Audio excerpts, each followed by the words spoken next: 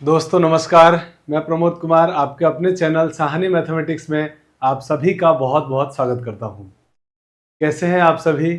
उम्मीद करता हूं आप सब बहुत अच्छे होंगे। साथियों, हम लोग जैसा कि आप जानते हैं रीट लेवल 1 और 2 के मेंस की यानी थर्ड ग्रेड के मैथ्स की तैयारी करवा रहे हैं और इसके क्रम में आज हमारी ये दूसरी क्लास है।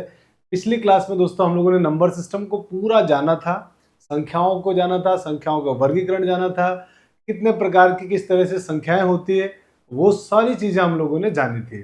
दोस्तों आप जो हमारी एक आज की क्लास है, सेकंड क्लास है, इस क्लास में हम लोग उन संख्याओं पर आधारित भाज्य और अभाज्य संख्याओं पर आधारित प्रश्न को हल करेंगे।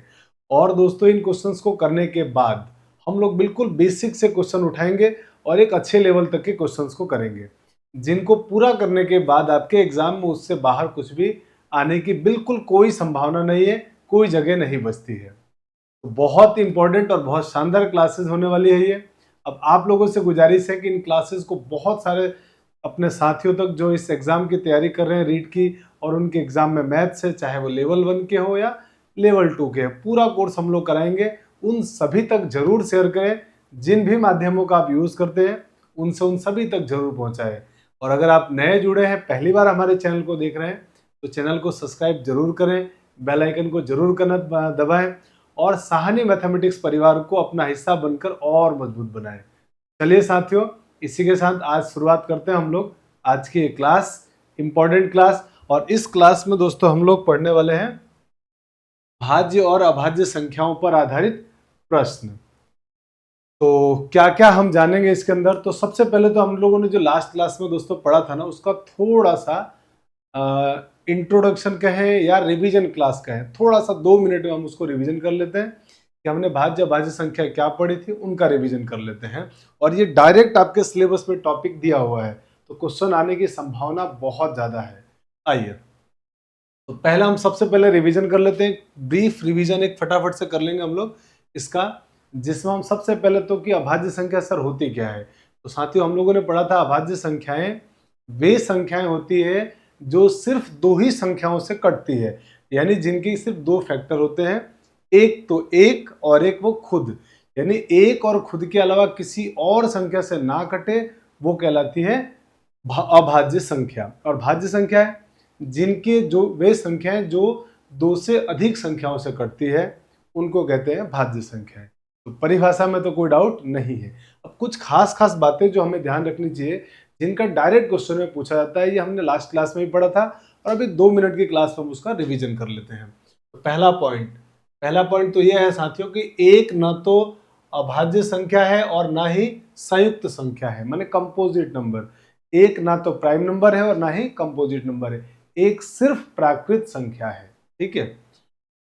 दूसरा पॉइंट हमारा, सबसे छोटी अभाज्य संख्या 2 है, सबसे छोटी अभाज्य संख्या 2 है, लेकिन अगर सबसे छोटी विषम अभाज्य संख्या बोली जाए तो वो साथियों 3 होगा। और 2 ही एकमात्र सम अभाज्य संख्या है, इसका मतलब 2 के अलावा कोई भी सम संख्या अभाज्य संख्या नहीं होती है। तीसरा पॉइंट है, 1 से 50 के बीच में 15 अभाज्य संख्या होती है। इसे डायरेक्ट ध्यान रखेंगे, सवाल इसमें क्वेश्चन कई बार परीक्षाओं में डायरेक्ट पूछा गया है कि 1 से 50 के बीच में कितनी अभाज्य संख्या होती है, तो जवाब है 15। 50 से 100 के बीच में कुल 10 अभाज्य संख्या होती है। इस प्रकार से अगर हमसे कहा जाए कि 1 से 100 के बीच कुल कितनी अभाज्य संख्या होंगी, तो साथियों कुल 25 अभाज्य संख्या होंगी।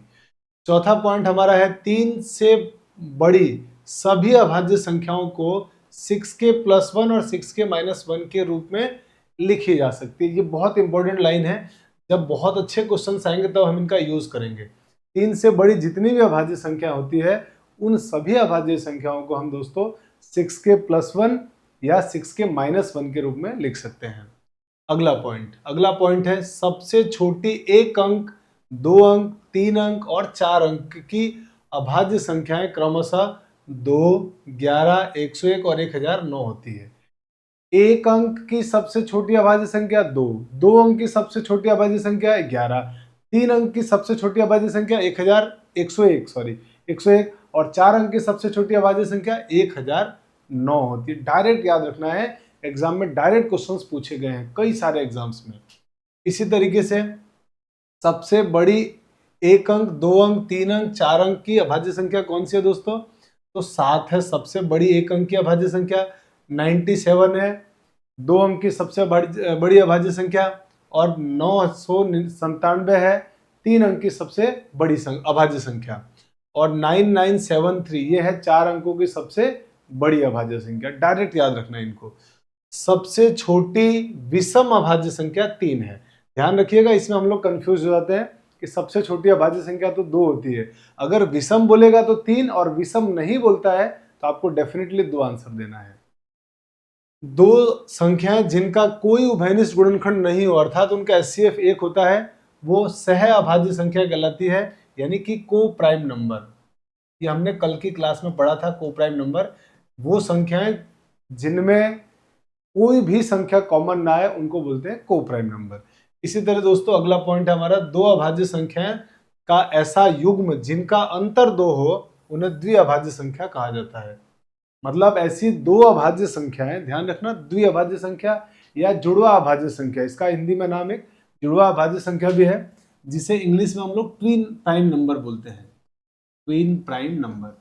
तो इन ट्विन प्राइम नंबर्स में क्या होगा कि दोनों के दोनों अभाज्य होने जरूरी है, जबकि को प्राइम में यानी सह अभाज्य संख्या में उनका प्राइम नंबर होना जरूरी नहीं है। तो दोनों जो ट्विन प्राइम नंबर है उनका अंतर अगर 2 का है तो वो कहलाएगी हमारे पास द्विअभाज्य, जुड़वा अभाज्य, या आप कह सकते हैं ट्विन प्राइम नंबर। ठीक है, तो मुझे लगता है ये सारी बातें हमने लास्ट क्लास में डिस्कस कर ली थी, अभी आपका रिवीजन भी हो गया। आप अगर चाहें तो इसका जल्दी से स्क्रीनशॉट ले लें, फिर हम लोग क्वेश्चन करने चलते हैं।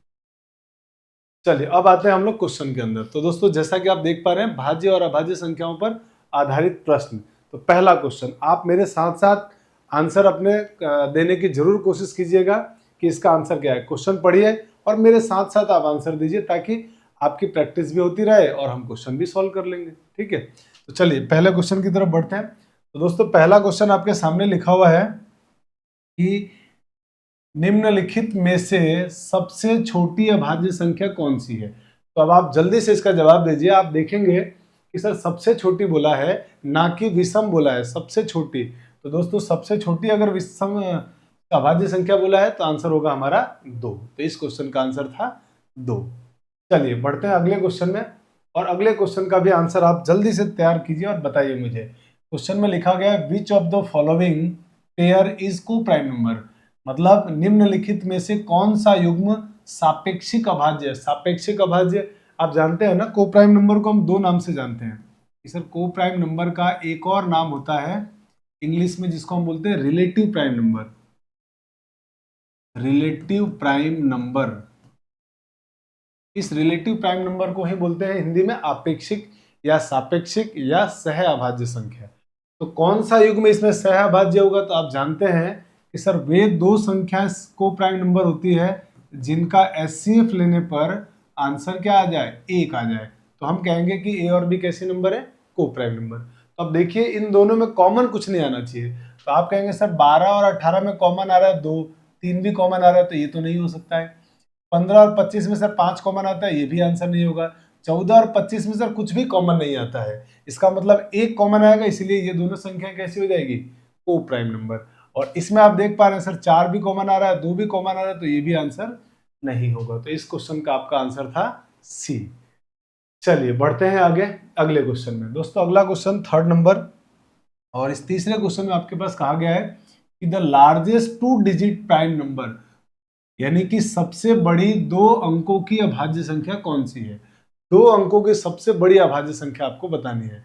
तो आप कहेंगे सर अभी आपने याद करवाया था कि 1 अंक की सबसे बड़ी अभाज्य संख्या 7, 2 अंक की सबसे बड़ी अभाज्य संख्या सर 97, 3 अंक की सर 997, 4 अंक की 9973। तो ये हमारे पास सबसे बड़ी अभाज्य संख्या थी, 1 अंक, 2 अंक, 3 अंक और 4 अंक की। अभी हमसे पूछा गया है कि सर 2 अंक की, तो आंसर आपके पास हो जाएगा इसका ऑप्शन नंबर A 97। बहुत आसान है, बहुत मजा आ रहा है। चलिए बढ़ते हैं आगे अगले क्वेश्चन में। अगला क्वेश्चन है दोस्तों हमारे पास 4th नंबर। इसमें कहा गया है कि if 2 numbers are coprime number, 2 number हैं जो को प्राइम है मतलब सह अभाज्य है, देन देयर HCF इज, तो उनका HCF क्या होगा। तो आप सभी जानते हैं कि यदि 2 संख्याएं सह अभाज्य संख्या है तो दोस्तों उनका HCF कितना होता है। तो आप कहेंगे सर उनका एचसीएफ होता है 1। तो मेरे दोस्त इसका आंसर क्या होगा इस क्वेश्चन का? 1। तो option number B is the correct answer. चलिए बढ़ते हैं आगे दोस्तों अगले क्वेश्चन में। और अगला हमारा 5वां क्वेश्चन आपके सामने ये रहा। क्वेश्चन में कहा गया कि how many prime numbers are there between 1 to 50। Question में कहा गया है कि 1 से 50 के बीच में कुल कितनी अभाज्य संख्या होंगी 1 से 50 के बीच में। तो आप कहेंगे सर आपने अभी याद करवाया था कि 1 से 50 के बीच में टोटल 15 अभाज्य संख्या होती है। तो इस क्वेश्चन का सही आंसर क्या था? 15। आप चाहे तो गिन ले। पहली अभाज्य संख्या सर 2, उसके बाद 3, उसके बाद 5। भाई 2 के बाद आप ध्यान रखना कोई भी सम संख्या तो अभाज्य नहीं होगी, विषम ही होना पड़ेगा। तो आप सिर्फ विषम संख्याओं को सोचिए। 2, 3, 5, 7, 9 नहीं होगा, 11, 13, 15 नहीं होगा, 17, उसके बाद 19, इसके बाद 21 नहीं होगा सर, 23 होगा, 23 के बाद 25 नहीं होगा, 27 भी नहीं होगा, 29 होगा, फिर 31 होगा, 31 के बाद 33 नहीं होगा, 35 भी नहीं होगा, 37 होगा सर, 37 के बाद 39 नहीं होगा, 41 होगा, 41 के बाद अगला कि सर 43 होगा, 45 नहीं होगा, फिर सर 47 होगा और लास्ट 47। तो आप इसको गिनेंगे तो आप कहेंगे सर 15 हो गए टोटल। देखिए 1, 2, 3, 4, 5, 6, 7, 8, 9, 10, 11, 12, 13, 14, 15। तो टोटल 15 हमारे पास 1 से 50 के बीच में को प्राइम नंबर्स होते हैं, सॉरी प्राइम नंबर्स होते हैं, अभाज्य संख्या होती है। तो इनको डायरेक्ट याद रखेंगे ताकि क्वेश्चन अगर ऐसा आएगा ना, और कई सारे एग्जाम में पूछे भी गए हैं ये सवाल, ऐसा नहीं है कि ये ऐसे ही बनाए हुए क्वेश्चन है, किसी न किसी एग्जाम्स के आए हुए क्वेश्चन है। तो इसी तरह के एग्जाम में क्वेश्चन आएंगे तुरंत ऑप्शन टिक करके आगे बढ़ जाएंगे ताकि हमारे टाइम बच सके। चलिए बढ़ते हैं आगे क्वेश्चन नंबर 6 में। तो दोस्तों क्वेश्चन नंबर 6 में आपसे क्या कहा गया है कि which of the following pair is not को प्राइम, मतलब निम्नलिखित में से कौन सा युग्म सह अभाज्य नहीं है। ये जो सारे लिखे हुए हैं ना, इसमें से कौन सा युग्म है जो सह अभाज्य नहीं है, आपको वो ढूंढना है। तो आप कहेंगे सर सह अभाज्य संख्याओं का मतलब ये है कि वो सारे नंबर जो सह अभाज्य नहीं हो, मतलब उनका एचसीएफ 1 नहीं होना चाहिए। एचसीएफ इनका 1 ना हो अगर, तो वो सह अभाज्य संख्या नहीं होगी, मतलब उसमें कुछ ना कुछ नंबर कॉमन आना चाहिए 1 के अलावा। तो आप कहेंगे सर 7 और 20, इसमें तो एक कॉमन एक भी कुछ भी कॉमन नहीं आ रहा है, मतलब ये तो को प्राइम नंबर है, लेकिन हमको को प्राइम नहीं ढूंढना है, तो ये आंसर नहीं होगा। 9 और 28 में सर कुछ भी कॉमन नहीं आता है, इसका मतलब एचसीएफ 1 होगा, तो ये भी हमारा आंसर नहीं है। सर 9 और 21 के बीच में 3 कॉमन आ रहा है, इसका मतलब ये को प्राइम नंबर नहीं है, और हमको नहीं ही आंसर चाहिए था, इसलिए दोस्तों आंसर हो गया ऑप्शन नंबर सी। आप भी क्वेश्चंस को जैसे देखें तुरंत कमेंट में हमको आंसर लिखकर बताएं, ठीक है? मेरे साथ साथ आपकी भी प्रैक्टिस होनी चाहिए। चलिए बढ़ते हैं आगे अगले क्वेश्चन में। तो दोस्तों क्वेश्चन नंबर 7 में आपसे क्या कहा गया है कि the smallest 3 digits prime number is, मतलब ये हुआ कि सबसे छोटी 3 अंकों की अभाज्य संख्या क्या होगी। सबसे छोटी 3 अंकों की अभाज्य संख्या, तो आप कहेंगे सर अभी आपने याद करवाया था हमको, सबसे छोटी 3 अंकों की अभाज्य संख्या 101 होगी। तो दोस्तों आंसर कितना होगा? 101 इस क्वेश्चन का सही आंसर है, सबसे छोटा। चलिए बढ़ते हैं दोस्तों अगले क्वेश्चन में। और अगले क्वेश्चन में मैं अब आपसे उम्मीद करूंगा कि आप इसका सही जवाब जल्दी से मुझे कमेंट करके बताएंगे। तो मैं 1 मिनट आपका वेट करता हूं और देखता हूं कि आपका क्या आंसर आता है। तो चलिए अब हम इस क्वेश्चन को पढ़ लेते हैं। The largest 3 digits prime number, मतलब सबसे बड़ी 3 अंकों की अभाज्य संख्या कौन सी है। तो इन चारों में सबसे बड़ी 3 अंक की अभाज्य संख्या बतानी है। तो आप कहेंगे सर आपने अभी याद करवाया था हमको 997, यह हमारी 3 अंकों की सबसे बड़ी अभाज्य संख्या है। चलिए बढ़ते हैं आगे क्वेश्चन नंबर 9 की तरफ।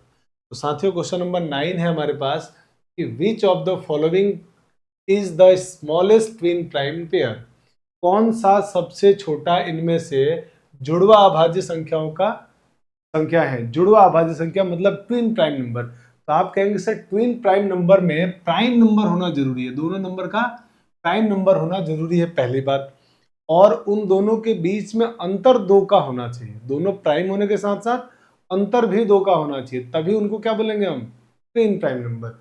आप कहेंगे कि सर 2 और 3 दोनों प्राइम नंबर है, लेकिन इनके बीच में अंतर अंतर सर 2 का नहीं है, इसका मतलब ये हमारे ट्विन प्राइम नंबर नहीं है।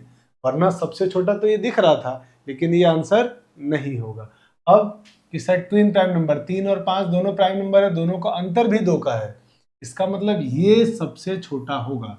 5 और 7 भी वैसे ट्विन प्राइम नंबर है, लेकिन दोस्तों ट्विन प्राइम नंबर होने के साथ साथ हमसे सबसे छोटा पूछा गया था, इसलिए ये आंसर भी नहीं होगा। 7 और 11, सर 7 11 दोनों प्राइम नंबर है, लेकिन इनको ट्विन प्राइम नंबर नहीं कह पा रहे क्योंकि इनमें अंतर 2 का नहीं है, तो ये भी आंसर नहीं होगा। वैसे भी हमसे सबसे छोटा पूछा गया था, इसलिए आंसर अपना क्या होगा, option number B is the correct answer.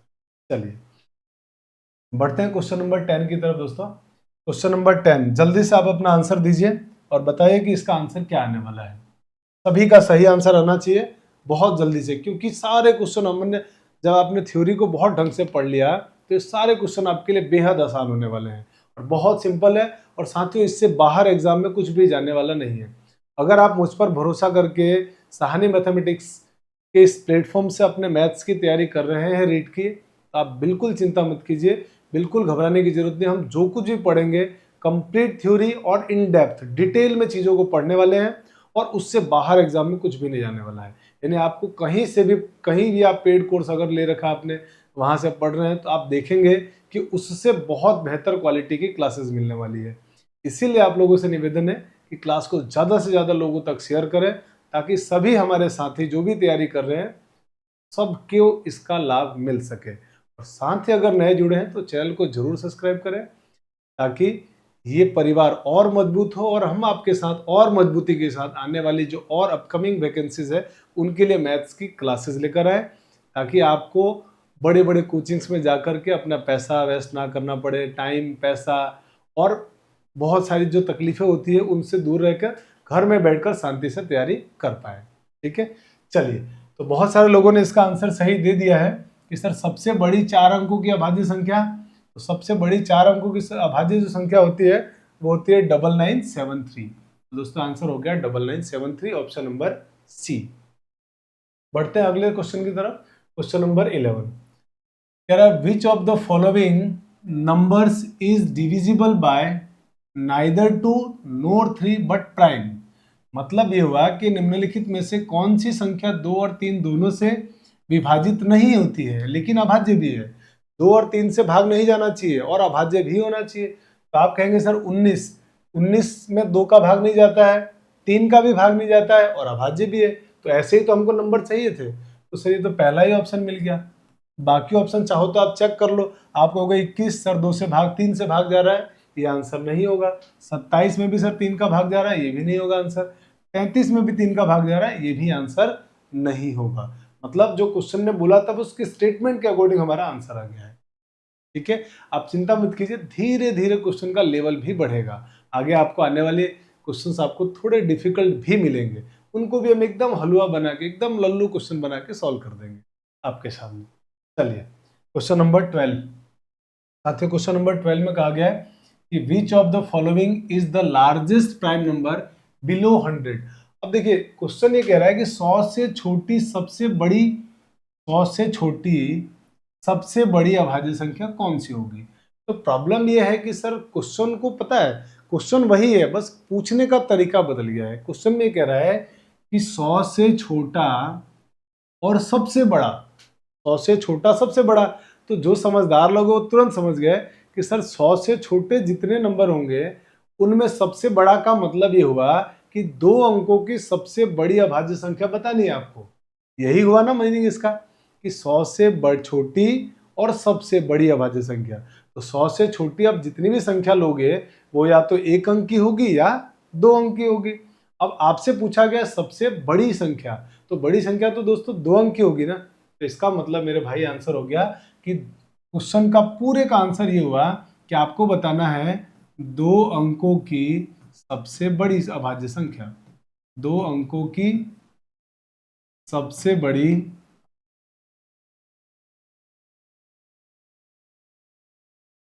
इसी बात को पूछने का जो क्वेश्चन वाला है ना उसने तरीका बदल दिया।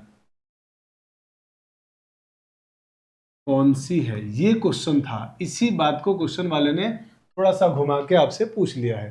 तो आंसर क्या हो जाएगा सर 97। 97 दो अंकों की सबसे बड़ी संख्या यानी कि 100 से बड़ी है, सॉरी 100 से तो छोटी है और सबसे बड़ी संख्या, 100 से छोटी सबसे बड़ी अभाज्य संख्या। चलिए बढ़ते हैं आगे, क्वेश्चन नंबर 13। तो इसमें पूछा गया विच of the following, which of the first prime number after 100। इसका मतलब 100 के बाद की पहली अभाज्य संख्या क्या है। दोस्तों 100 के बाद जितनी भी अभाज्य संख्या आएगी वो 3 अंक 4 अंक 5 अंक की होगी, लेकिन आपसे पूछा गया कि 100 के बाद पहली अभाज्य संख्या कौन सी होगी। मतलब यही पूरी लाइन जो आपसे पूछी गई है ना, 100 के बाद पहली अभाज्य संख्या, इस पूरी लाइन का अगर मतलब समझोगे तो सर 100 के बाद जो पहली अभाज्य संख्या होगी वो तो सर 3 अंकों की सबसे छोटी अभाज्य संख्या होगी। बिल्कुल यही इसका मतलब हुआ। इसका मतलब आपसे क्वेश्चन में पूछा जा रहा है कि 3 अंकों की सबसे छोटी अभाज्य संख्या, ये आपको बताना है।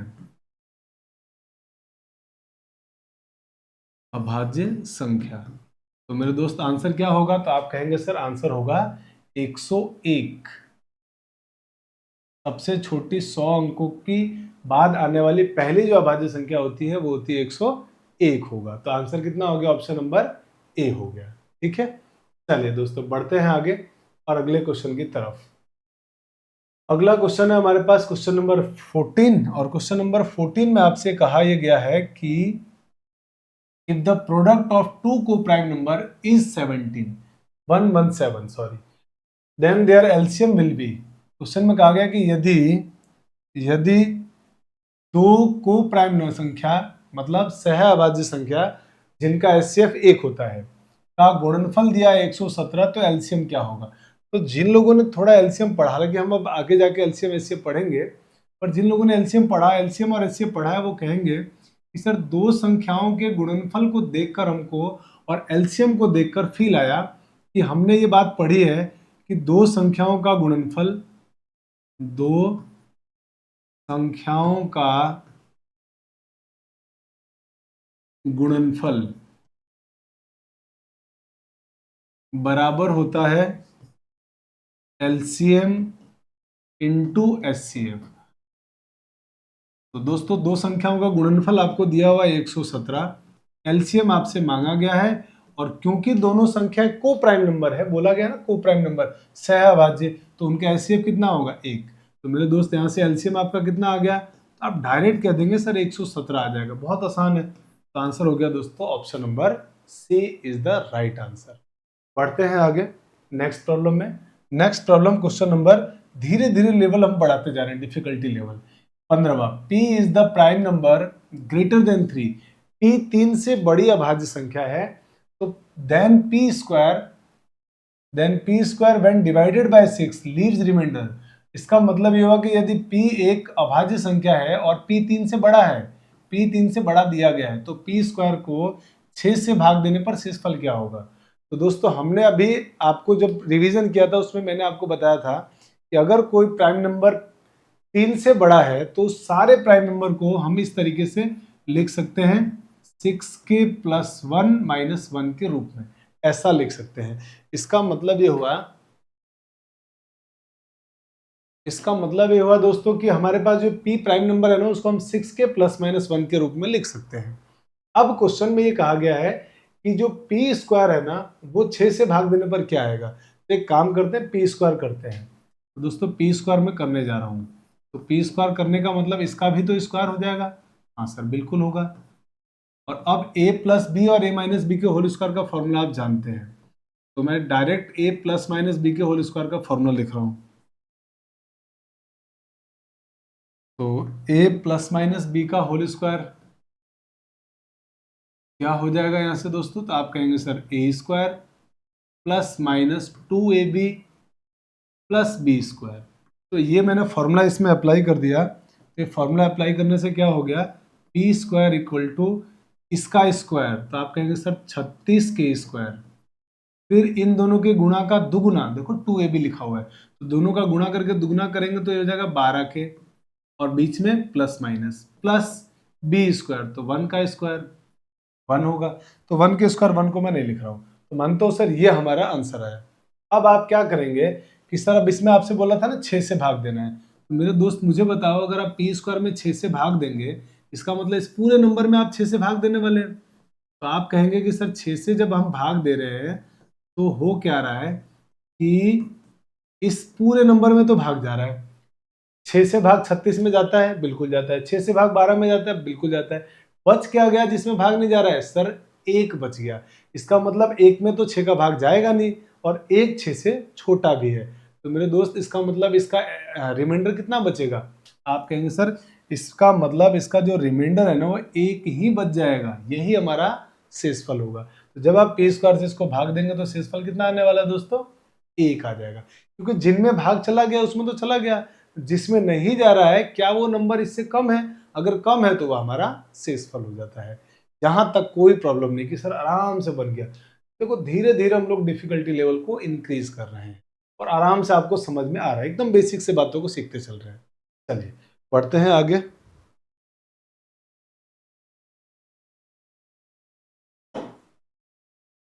अब हम आते हैं हमारे अगले क्वेश्चन नंबर 16 में। तो दोस्तों 16 में कहा गया है the difference between two prime number is 2। दो अभाज्य संख्याओं के बीच में अंतर 2 का है। दो अभाज्य संख्याओं के बीच में अंतर 2 का है। सच पेयर इज कॉल्ड। दो अभाज्य संख्याओं के बीच अंतर 2 का है, तो ऐसे युग्म को क्या कहा जाता है? तो आप कहेंगे सर दो प्राइम नंबर और दोनों का डिफरेंस 2 है, तो ऐसे प्राइम नंबर को हम कहते हैं ट्विन प्राइम नंबर, मतलब द्विअभाज्य संख्या। तो दोस्तों आंसर कितना आ गया? Option number B is the right answer. एकदम डेफिनेशन बेस्ड क्वेश्चन पूछा गया था। चलिए बढ़ते हैं आगे। Question number 17। क्वेश्चन नंबर 17 में आपसे कहा गया है कि the smallest odd prime number is. तो देखिए क्वेश्चन में क्या पूछ लिया आपसे, सबसे छोटी विषम अभाज्य संख्या आपको अभी बतानी है। सबसे छोटी अभाज्य संख्या और वो विषम और ऐड कर दिया। विषम नहीं होता तो आंसर 2, विषम बोल दिया तो दोस्तों आंसर क्या हो जाएगा? ऑप्शन नंबर सी, मतलब 3 हमारा सही आंसर है। ठीक है, पढ़ते हैं आगे। Question number 18। क्वेश्चन नंबर 18 में कहा गया है कि every prime number of the form 3k+1 can be represented by in the form of 6m+n where k and m are integer number. मतलब ये हुआ कि हर अभाज्य संख्या को 3k+1 के रूप में होती है, उसे 6m+1 के रूप में लिखा जा सकता है, जहां k और m पूर्णांक है। इन 4 ऑप्शन में से क्या आपका आंसर होगा? देखिए ध्यान से समझिए क्वेश्चन क्या कह रहा है। कह रहा है कि दुनिया के जितनी भी अभाज्य संख्या है ना उसको हम 3k+1 के रूप में लिख सकते हैं, और ये जो 3k+1 के रूप में लिखा है ना उसे हम 6m+1 लिख सकते हैं। इसका मतलब ये क्वेश्चन वाला आपसे ये कहना चाह रहा है कि जो 3k+1 है ना, दुनिया की जितनी भी प्राइम नंबर है उसको हम 3k+1 के रूप में लिख सकते हैं, और 3k+1 को 6m+1 के रूप में लिख सकते हैं। मतलब इसका मान दोस्तों किसके बराबर हो जाएगा? 6m+1 के बराबर। अब आपसे चारों ऑप्शन में पूछा गया है जिसमें के विषम है, के सम है, के सम विषम दोनों हो सकता है, या कोई भी रूप संभव नहीं है। मतलब आपसे ऑप्शन में के बारे में जानकारी मांगी जा रही है। तो हम क्या करेंगे सर, के का मान निकाल लेते हैं और क्या। देखिए तो +1 से 1 तो कट गया, तो 3k बराबर 6m, तो 3 का डिवाइड कर दो, तो यहाँ से मेरे दोस्त के का मान कितना आ जाएगा आपके पास? तो आप कहेंगे सर के का मान हो जाएगा 2m के बराबर। मैंने 3 का भाग दे दिया है, तो k का मान आ गया 2m, और m कोई पूर्णांक नंबर है। तो अब आप m कोई भी पूर्णांक रख दो, चाहे नेगेटिव रखो पॉजिटिव रखो, कोई फर्क नहीं पड़ता है। अगर वो 2 से गुणा करेंगे, किसी भी पूर्णांक को 2 से अगर गुणा किया जाए तो हमेशा मेरे दोस्त सम संख्या आएगी। भाई इसके अंदर जो संख्या है हमने 2m लिखा है, क्या आपको लग रहा है 2m में 2 से भाग जाएगा? हाँ सर बिल्कुल जाएगा। और जिन संख्या में 2 का पूरा पूरा भाग चला जाए वो कैसी होती है? सर सम संख्या होती है। इसका मतलब हम यहां से क्या कंक्लूजन निकाल सकते हैं कि सर के है ना वो सम संख्या होगी, के सम संख्या होगी। तो ये मेरा दोस्त आंसर हो गया इसका, ऑप्शन नंबर बी, के सम संख्या है। तो मुझे लगता है आराम से बात समझ में आ रही है सर कि हाँ इस तरह के क्वेश्चन में भी हम बहुत आराम से सर कंफर्टेबल है, इजीली कर सकते हैं। बढ़ते हैं अगले क्वेश्चन में। Question number 19। क्वेश्चन नंबर 19 में आपसे कहा गया है कि कंसीडर द फॉलोइंग स्टेटमेंट्स। तो स्टेटमेंट 1 दिया हुआ है, every composite number is a natural number, मतलब सारी संयुक्त संख्या प्राकृत संख्या होंगी। दूसरा ऑप्शन में दिया हुआ है एवरी होल नंबर्स, माने पूर्ण संख्याएं, इज ए नेचुरल नंबर, मतलब सारी की सारी पूर्ण संख्या नेचुरल नंबर है। ये दो स्टेटमेंट आपको दिए गए हैं।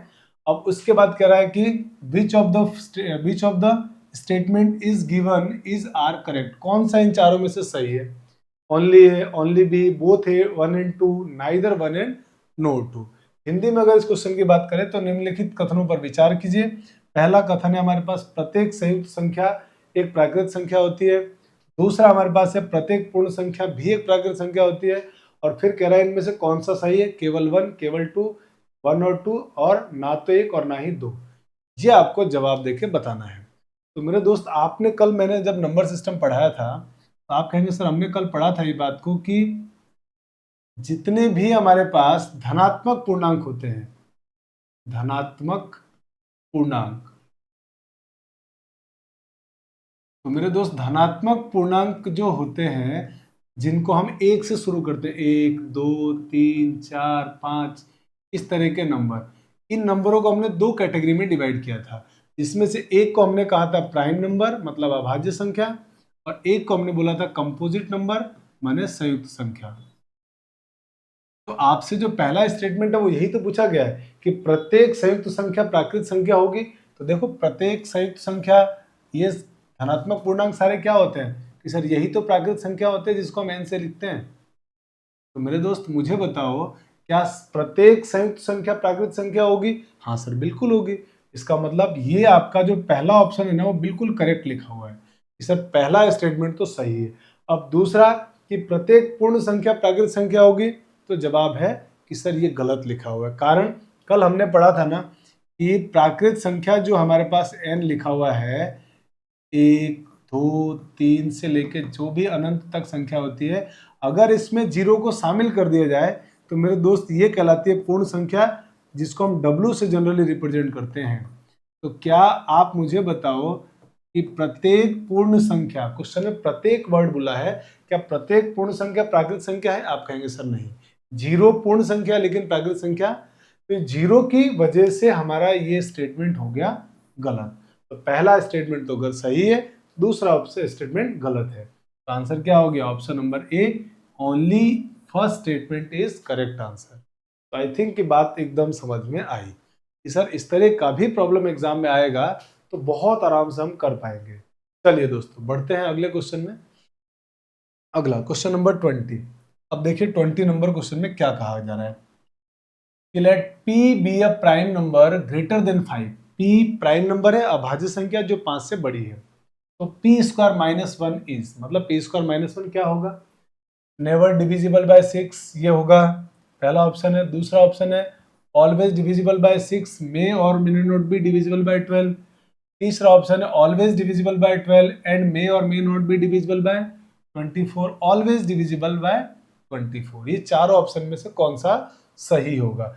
जैसे इस तरीके से आपको यहाँ लिखा हुआ है कि मान लीजिए p एक अभाज्य संख्या है जो 5 से बड़ी है, तो p स्क्वायर माइनस वन क्या होगा? पहला ऑप्शन, कभी, पहला ऑप्शन हमारे पास ये है कि कभी भी 6 से विभाजित नहीं होगा, हमेशा 6 से विभाजित होगा लेकिन 12 से विभाजित भी हो सकता है या नहीं भी, हमेशा 12 से विभाजित होगा, 24 से विभाजित नहीं होगा, हो भी सकता है नहीं भी हो सकता है, या हमेशा 24 से विभाजित होगा। क्वेश्चन ये है, मतलब क्वेश्चन में कहा गया है कि p एक अभाज्य संख्या है और p 5 से बड़ी है, 5 से बड़ी अभाज्य संख्या है, तो p स्क्वायर माइनस वन क्या होगा? तो देखिए बहुत अच्छा क्वेश्चन है, आपको बताना है p स्क्वायर माइनस वन किन किन नंबर से डिविजिबल होगा। तो हम दोस्त क्या करते हैं, हमने जो अभाज्य संख्या का हमारा बेसिक कॉन्सेप्ट पढ़ा था ना, उससे इस क्वेश्चन को करते हैं। तो आप कहेंगे कि सर बेसिक क्वेश्चन जो हमने इसको किया था ना, उससे हम इसको सॉल्व करते हैं। थोड़ा स्पेस बना लेता हूं मैं, ताकि क्वेश्चंस को करने के लिए हमारे को जगह मिल जाएगी। मैंने थोड़ा सा क्वेश्चन को छोटा कर दिया है, आई थिंक आपको दिख रहा होगा। अब हम क्वेश्चंस को सॉल्व कर लेते हैं।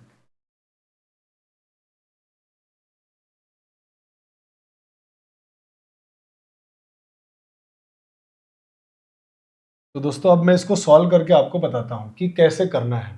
तो आपको मालूम है कि सर जितनी भी अभाज्य संख्या होती है हम उसको, जो 5 से बड़ी है, उसको हम लिख सकते हैं इस प्रकार से 6k+1 या 6k-1 के रूप में, ऐसा हम लिख सकते हैं। यहां तक में सर कोई प्रॉब्लम नहीं है कि हाँ सर बिल्कुल ऐसा लिख सकते हैं हम। अब दोस्तों हम इनको सॉल्व करते हैं। तो इनको सॉल्व करने के लिए मैंने क्या किया, मुझसे क्या कहा गया था कि सर p² - 1 कैसा हो गया, तो मैंने दोस्तों p² - 1 बनाने की कोशिश करी। तो p² - 1 में सॉल्व कर रहा हूँ। p² - 1 p की वैल्यू 6k+1 और इसका होल स्क्वायर -1 कर दो, इसका होल स्क्वायर। तो आप कहेंगे सर a² 36k² हो गया। फिर इन दोनों के गुणा का दुगुना, तो 6 दूनी 12k प्लस इस 1 का स्क्वायर 1 -1। तो आप कहेंगे सर +1 -1 तो कट गया और इन दोनों में से कॉमन आ रहा है 12k। तो मैंने मेरे दोस्त 12k कॉमन लिया, तो आंसर कितना हो गया यहाँ पे सर 3k+1। ये तो आ गया मेरे पास p² - 1 की एक वैल्यू। अब एक काम करता हूँ, मैं यहाँ से भी p² - 1 की वैल्यू निकालता हूँ, क्योंकि हो सकता है p का मान 6k-1 के रूप में हो। तो मैंने क्या किया, यहाँ से भी p² - 1 की वैल्यू निकाली। तो इसका मतलब p की वैल्यू 6k-1, तो 6k-1 का होल स्क्वायर -1। करो इसको सॉल्व। आप कहेंगे सर 36 -12k +1 -1, +1 -1 तो कट गया। अरे यार यहाँ गलत हो गया, तो यहाँ पे हमने लिख दिया 36k²। अब इन दोनों में से कॉमन आ गया मेरे पास 12k, तो 12k कॉमन लेने के बाद कितना बचेगा, तो आप कहेंगे सर 3k-1। ये मेरे पास p² - 1 का एक स्टेटमेंट आ गया कि हो सकता है सर p का मान ये हो सकता है p का मान 1 ये हो। अब मेरे दोस्त जो हमारे पास ये k होता है ना साथियों, ये k हमारे पास क्या होता है कि सर ये पूर्णांक होता है। और पूर्णांक संख्या सर दो प्रकार की होती है, या तो पूर्णांक संख्या सम संख्या होगी या पूर्णांक संख्या विषम संख्या। तो मैंने तो क्या किया, इस क्वेश्चन को आगे सॉल्व करने के लिए पूर्णांक संख्या सम और विषम बहुत छोटी सी ले ली मैंने, 1 और 2 रख के मैंने सॉल्व कर दिया कि सर हो सकता है कि k का मान आपका सम हो, k का मान हो सकता है विषम हो। तो मैंने k का मान एक बार तो 1 रख दिया और एक बार k का मान मैंने 2 रखा।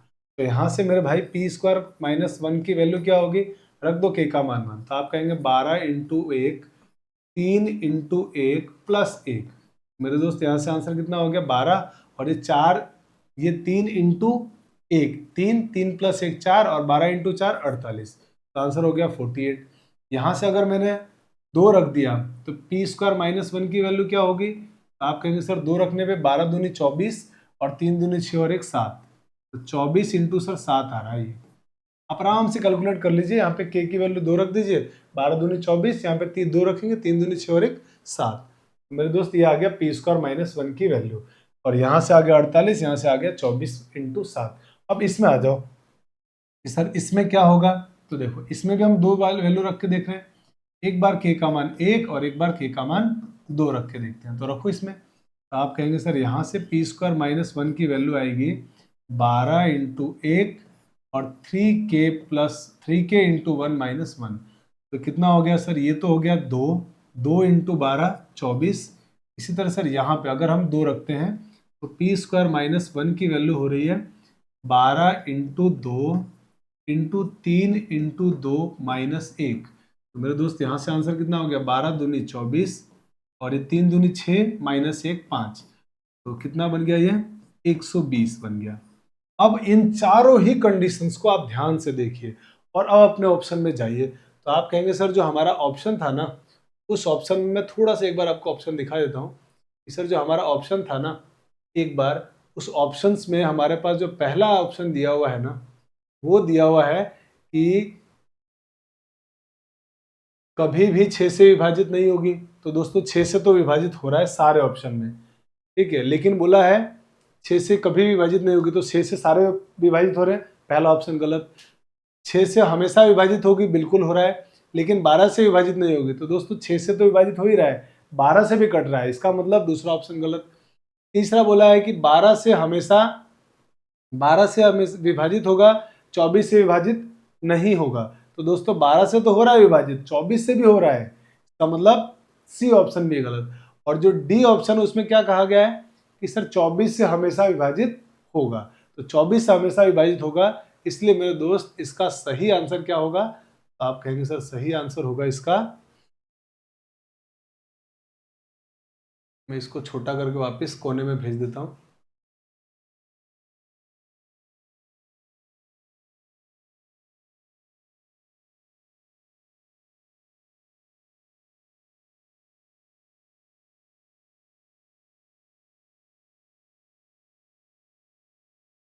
तो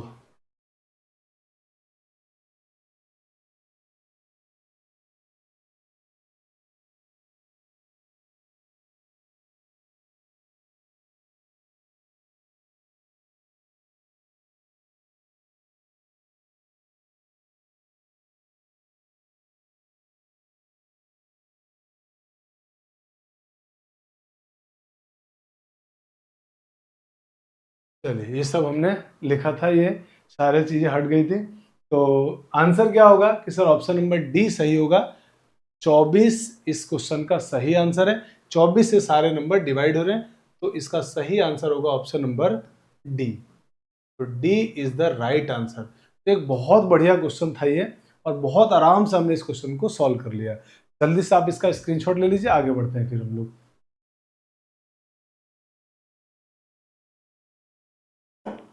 आइए दोस्तों अब बढ़ते हैं हम हमारे अगले क्वेश्चन में।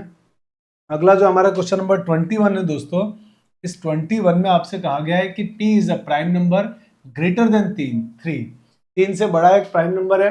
What is the remainder when P square is divided by 12। मतलब P एक अभाज्य संख्या है और 3 से बड़ी है, तो P स्क्वायर को जब हम 12 से भाग देंगे तो शेषफल क्या आएगा? तो बहुत आसान है कि सर अभी तो आपने बताया कि अगर कोई अभाज्य संख्या 3 से बड़ी है तो हम उसको ऐसा लिख सकते हैं 6k+1 या -1 के रूप में।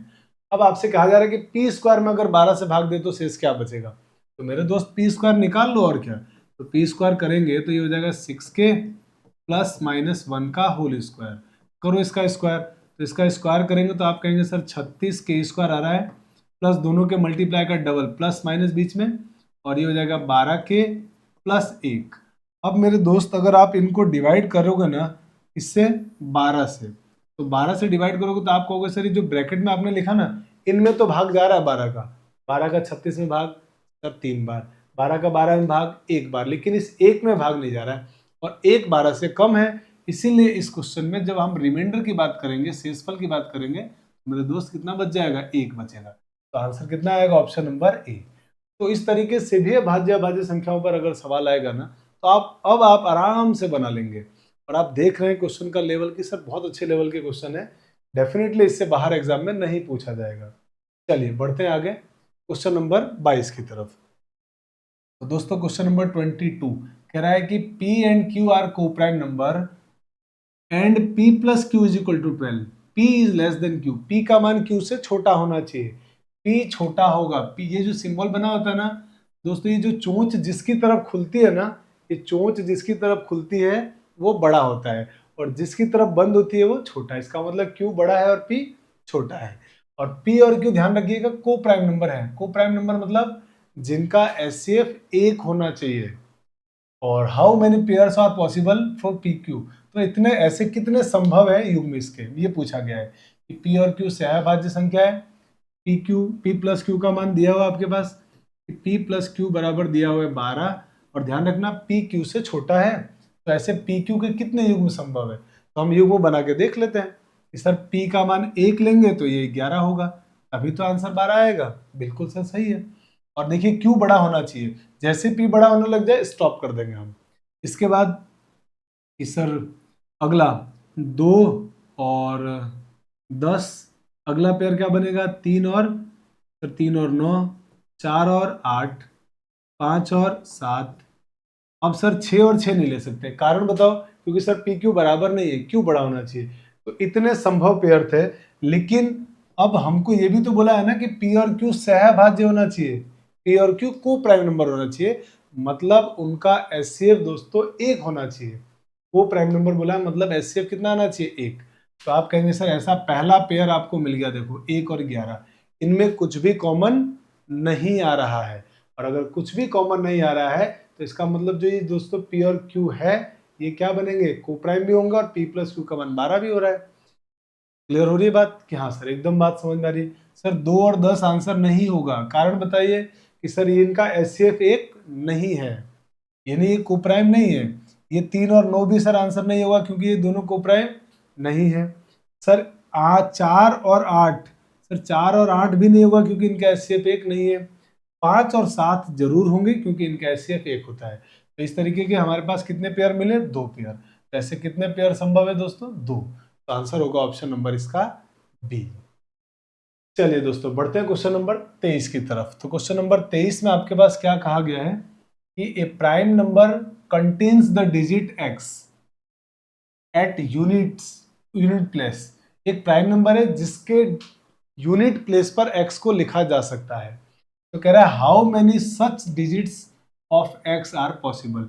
ऐसे x के कितने अंक पॉसिबल है, मतलब एक अभाज्य संख्या की इकाई के स्थान पर अंक x हो तो x के ऐसे कितने युग्म संभव है।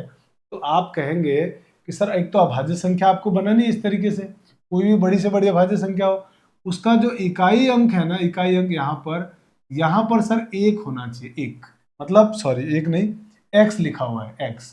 तो ये x क्या क्या हो सकता है।